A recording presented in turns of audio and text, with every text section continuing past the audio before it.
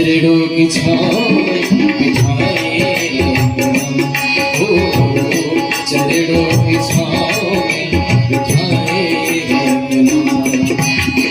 ले तो आए हो गोकुल की गाँव में, ले तो आए हो गोकुल की गाँव में, मुरली की तार सुनाया करना, मुरली की तार सुनाया करना।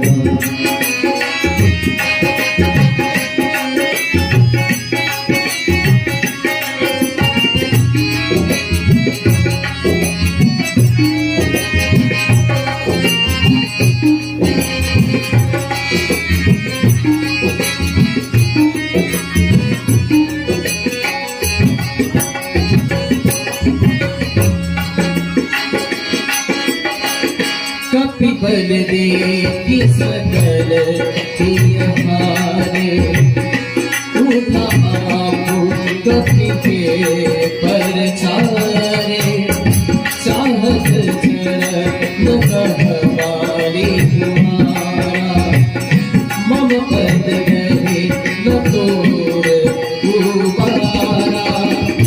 मांगो तो इतना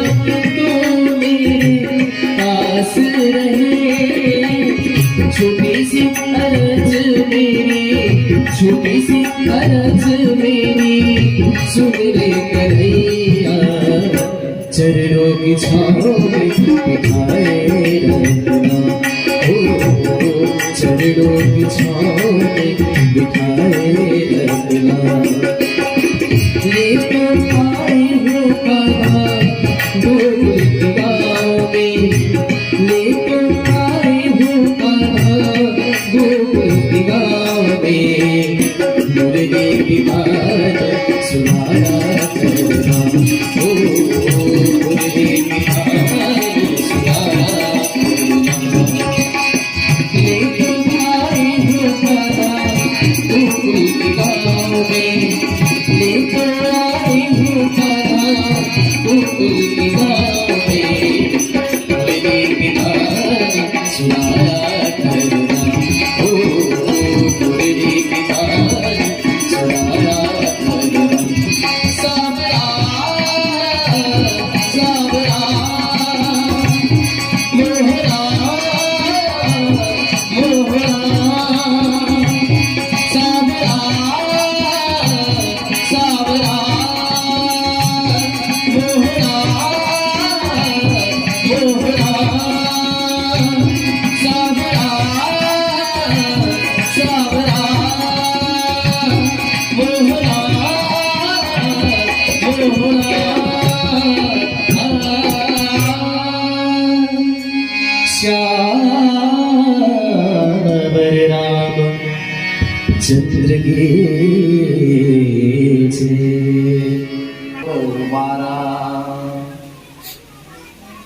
जितने भी राक्षस थे, रावण की सेना, सूत समूह जन परजन नाती गणय गोपाल निशाचर जाति, जहां जनगणना कभी नहीं हो पाती, इतने असंख्य राक्षस उस लंका में थे। क्या स्थिति हुई उन लोगों का? क्या कपिपल देखी सकल ही हारे, अंगद की बल देख करके सब हृदय से हार गए कि अब हम लोग कभी भी जीत नहीं पाएंगे, रावण को विजय नहीं मिलेगी। अरे एक आया जिनकी गुणगान अभी तक गाते रहे, जो जलाकर चला गया, ये दूसरा आया, ये भी उनसे कोई कम नहीं। उनके हाथ की कमाल और पैर का कमाल देख करके सब हृदय से हार गए। और तब अंगद जी महाराज ने रावण की ओर देखा और कहा कि महाराज आप ही बचे हैं अब। जैसे जनकपुरी के प्रसंग में जब सहस्त्रों राजा के द्वारा धनुष नहीं उठा तो जनक जी को पश्चाताप हुआ। उन्होंने कह दिया, रहो पढ़ाओ तोरा भाई तिल भरी भूमि न सके छोड़ाई। अरे उठाना तोड़ना दूर की बात, अरे तिल भर सरकाए भी नहीं। मैं समझ गया कि पृथ्वी वीरों से खाली है, आप लोग चले जाओ। लक्ष्मण को बड़ा रोष हुआ, जनक जी को जवाब दिया और उन्होंने ऐसी वाणी का प्रयोग किया कि गोस्वामी जी वहां लिखते हैं, लखन सको बचन जे बोले तो डगमगानी मही दिग्गज डोले। धरती कांपने लग गई, डोलने लग गई। और तब लक्ष्मण ने राम की ओर देखा और कहा, महाराज यहाँ सब दिख गए, केवल दो लोग गणित दिखाई दे रहे। कौन कौन के? धनुष दिख रहा है और आप दिख रहे हैं। धनुष जड़ है, आप चैतन्य। आप जब उठोगे महाराज तो ये जड़ की जड़ता जो है, धनुष की जड़ता जो है वो समाप्त हो जाएगी। जब शाम को निवासी स्थान में गए तो राम जी ने पूछा, लक्ष्मण तुम कह रहे थे कि तुम उठोगे तो धनुष टूटेगा, देर किसने किया समझते हो? तो लक्ष्मण ने कहा, महाराज आपने देर की। तो भगवान ने कहा, मैंने नहीं, देर तो तुमने किया था। कैसे? कहे मुझे सूर्य का बताया गया, उदक बुद्धि गुरी मंच पर रघुवर बाल पतंग। और जब सूर्य उदय होगा तो उसके पहले लालिमा दिखाई देगी कि नहीं देगी? बोलिए सियावर रामचंद्र की जय। पहले लालिमा दिखाई देता है, बाद में सूर्य निकलता है। तो लक्ष्मण जब तक तुम क्रोध की लालिमा नहीं बिखेरे थे, मैं धनुष तोड़ने कैसे चला जाता? जब तुम्हारी क्रोध की लालिमा से पृथ्वी कांपने लग गई और तब मैं समझ गया कि अब तोड़ने का समय आ गया है। और तब विश्वामित्र समय शुभ जानी, उस समय को जान करके गुरु जी ने आदेश किया, मैं गया और सोते ही टूट गया। तो दोस्तों तुम्हारी है लक्ष्मण। ठीक वैसे ही यहाँ अंगद जी महाराज ललकारते हैं, महाराज अपनी सभासदों की स्थिति देख लिए, आप ही भर बचे हैं। और जैसे ललकारे अंगद जी महाराज तो रावण स्वयं उठ गया और अंगद जी पैर उठाने के लिए चलने लगा। अंगद जी महाराज को बड़ी हंसी आए और बड़े प्रसन्न हो गए। क्यों? कि सत्य का खुलासा कर दिए, रावण की कलई खोल दिए। कैसे? रावण दिखा रहा था संसार को, बता रहा था कि सीता को मैं ले आया हूँ, सीता को मैं पा गया हूँ, सीता मेरे बस में है, ये कह रहा था। लेकिन अंगद ने कलई खोल दी। रावण जी तुम सीता को पा गए होते तो सीता में हारी कहने पर तुम मेरे पैर को उठाने के लिए और उठवाने के लिए प्रयास क्यों करते? बोलिए सियावर रामचंद्र की। और जब मेरे पैर को उठवाने के लिए चेष्टा सबसे कराए और स्वयं उठ गए उठाने के लिए, इसका मतलब है कि तुमने सीता नहीं पाया है। रावण की कलई शर्त लगा करके अंगद जी ने खोल दी। रावण चला और जब रावण चला तो अंगद जी महाराज ने क्या कह तत्काल अपनी पैर उठा लिए। बोलिए सियावर रामचंद्र की जय। गहत चरण कह बाली कुमारा, मम पद गहे न तोर उबारा। कहे रावण मेरे पैर पकड़ने से तुम्हारी उद्धार नहीं होगा। मैं तो बानर हूँ, हनुमान जी ने कहा प्राप्त नहीं जो नाम हमारा, और ते दिन ताही न मिलई आहारा असमय अधम सखा सुनू। तो हम लोग तो अधम है भैया, जिनकी नाम लेने से याद करने से भोजन नहीं मिलता, दिन भर भूखे मरना पड़ता है, ऐसे हम लोग हैं। तो भला बताइए मेरे चरण पकड़ने से क्या तुम्हें सीता मिल पाएगा? यदि तुम्हें सीता चाहिए तो मम पद गहे न तोर उबारा, गहे सिंह राम चरण सठ जाई, सुनत फिरा मन यदि सकुचाई। अंगद ने कहा सीता पाना है तो राम के चरण को जाके पकड़ दो, और जब राम के चरण को जाके पकड़ लोगे तो निश्चित रूप से सीता मिल जाएगी। जैसे केवट में चरण पकड़ ले जाते हैं महाराज, जौ प्रभु पार यवसी गाचो, मोहि पद पदुम पखार न कहूं। महाराज बिना धोए तो मैं पार नहीं लगाऊंगा, मेरी एक ही शर्त है कि आप चरण धुलवाइए। भगवान को कहना पढ़ लीजिए भैया, बेगियान जल पाय पखारो, होत विलंब उतार ही पारो। और केवट ने किया क्या? पद पखार जल पान करी, आप सहित परिवार, पितर पार करी प्रभु पुनि, मुदित गयौ लई पार। और बदले में क्या पाया? बहुत किन्न प्रभु लखन सिय, नहीं कछुके वट ले, विदा किन्न करुणा जतन, भगति विमल बर दे, सियावर रामचंद्र की जय। और सीता जी कौन है? सामुजसीय समेत प्रभु राजत परम कुटीर ज्ञान भगति वैराग्य जनु सोहत धरे शरीर सियावर रामचंद्र दुखी जय। साक्षात भक्ति का स्वरूप तो सीता जी है।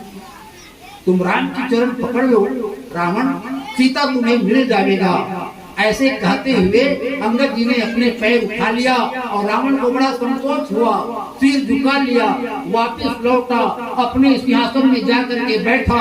उस समय रावण की स्थिति देखिए, भय तेज हत श्री सब गई, मध्य दिवस जिमि शशि सोहई। रावण का सारा तेज, सारा श्री ऐश्वर्य प्रभाव सब चला गया। उदाहरण दिया गोस्वामी जी ने, कैसे चला गया इस बात को समझ लो। कहे कौन सी बात को? मध्य दिवस जिमि शशि सोहई। 12 बजे दिन को आकाश में कोई चंद्रमा देखे तो दिखाई देगा जी। मध्य दिवस मतलब 12 बजे है ना, दोपहर के समय। मध्य दिवस जिमि शशि, शशि का मतलब चंद्रमा, सोहई मतलब दिखेगा, कहीं नहीं दिखेगा। चाहे परिमा का हो, चाहे पूर्णिमा का हो, चाहे किसी तिथि का चंद्रमा हो, दोपहर के समय वो दिखाई नहीं देता। सूर्य की प्रकाश में उनकी तेज समाप्त हो जाती है। ठीक ऐसे ही अंगद के तेज के सामने रावण का तेज जो है समाप्त हो गया। सिर झुका करके रावण अपने सिंहासन में बैठ गया। और उसके पश्चात क्या होगी हमारे संचालक भाई बताएंगे। बोलिए सियावर रामचंद्र की जय। संगीत तो कहेगा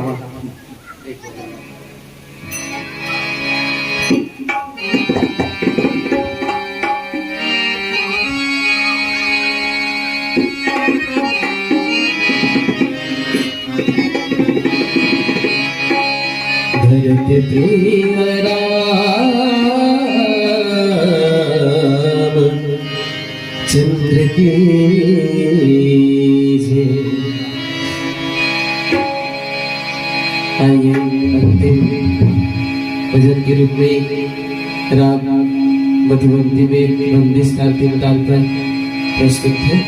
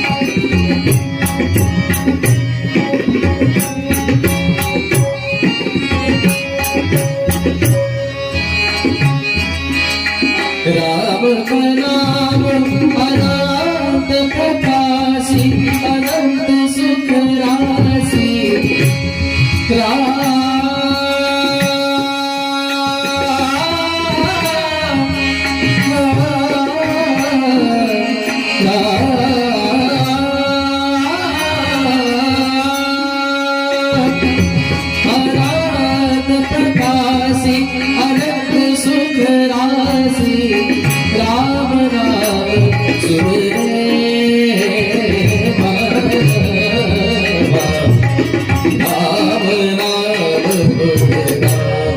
सिंहासन बैठे सिरनाई मानव सापति सकल गवाई जगदात्मा प्राण प्रतिरामा दासु विमुख लहरी श्यामा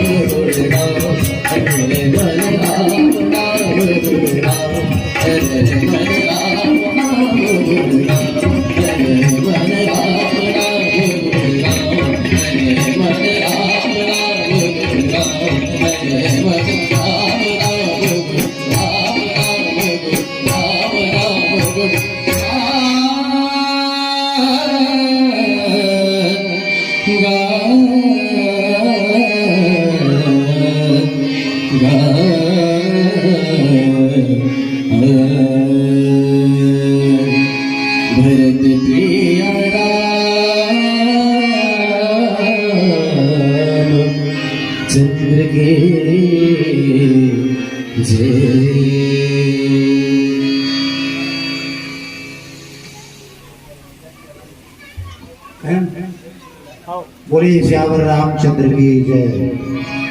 सिंहासन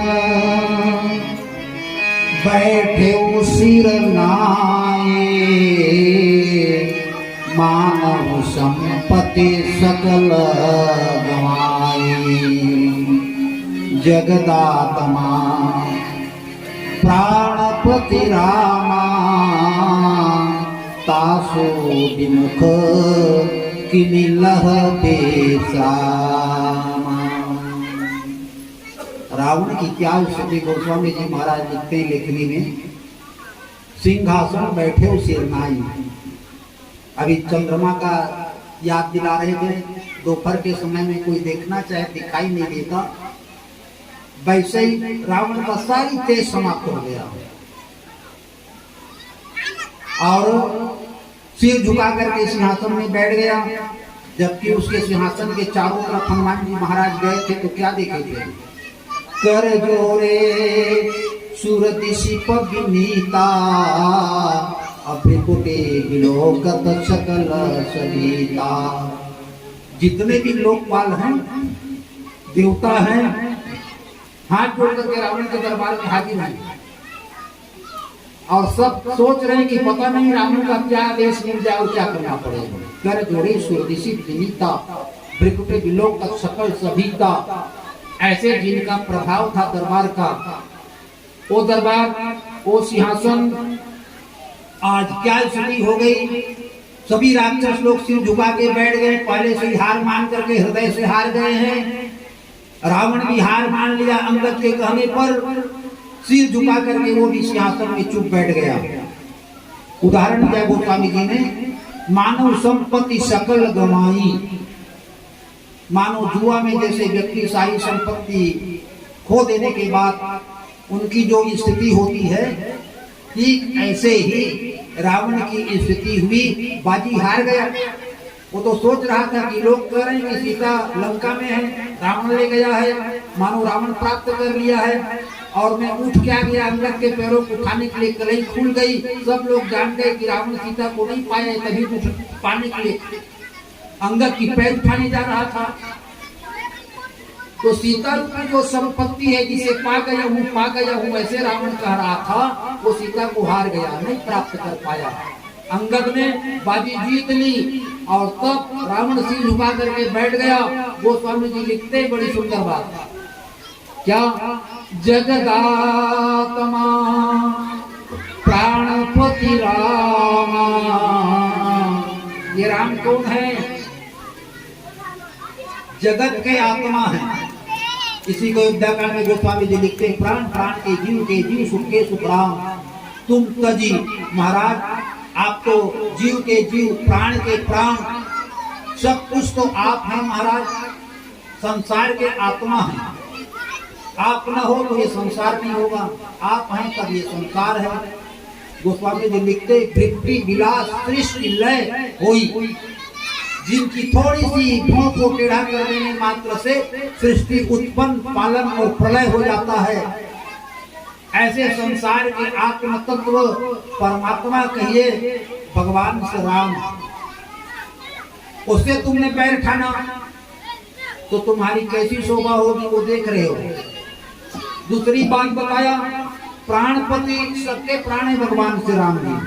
अभी बताया ना, प्राण प्राण के जीव की। जनक जी ने पूछ दिया विश्वामित्र जी से कि महाराज ये दोनों बालक कौन है? कहूं ना सुंदर दो बालक, मुनि कुल तिलक कुल पालक। तो विश्वामित्र जी हंस के कहने लगे, ए प्रिय सबही जहां लगी प्राणी, और मन मुस्काही राम सुनी बानी।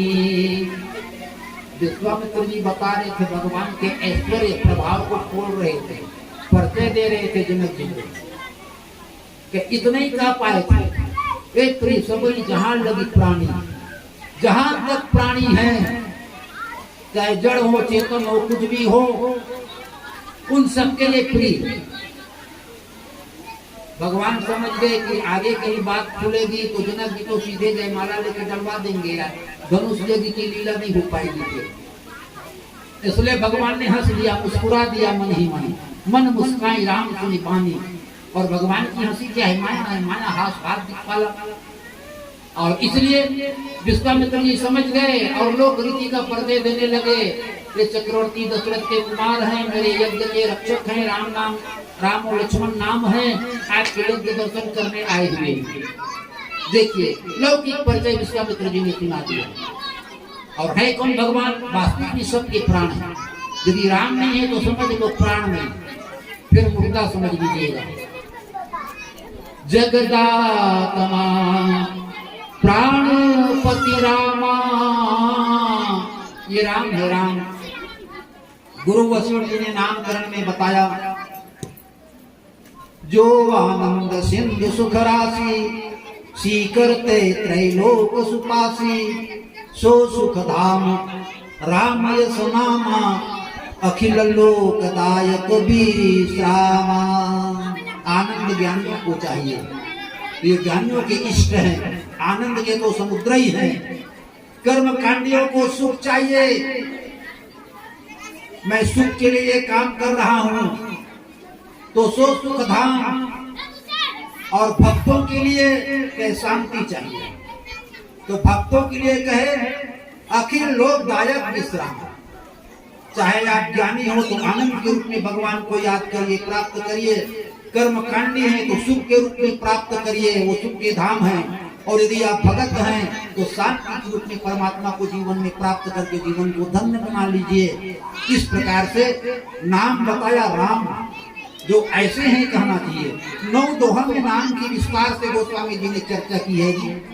बंदौ नाम राम रघुबर को हे तो कृषाणु भाव हिमकर को। रकार अकार मकार 3 आकार है राम नाम में। र क्या है? अग्नि है। इससे हमारे तीनों प्रकार के कर्म रूपी लकड़ी जल जाते हैं। बोलिए श्यावर रामचंद्र की जय। कर्म से मुक्ति मिल गई, अब भोगना नहीं पड़ेगा कर्म, भोगना कहते हैं। और आ कहते ही ये कृषाणु भानु सूर्य बीज है।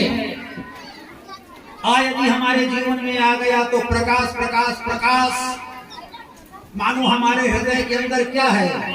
ज्ञान दीपक प्रसंग में भूषण जी गरुड़ को कहते हैं, भैया गरुड़ जीव हृदय तम मोह विषेकी ग्रंथि न छुटई।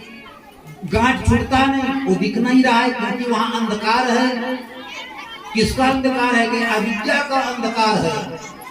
और वो अविद्या कितने प्रकार की है? 5 प्रकार की। अविद्या, अस्मिता, राग, द्वेष और अभिनिवेश।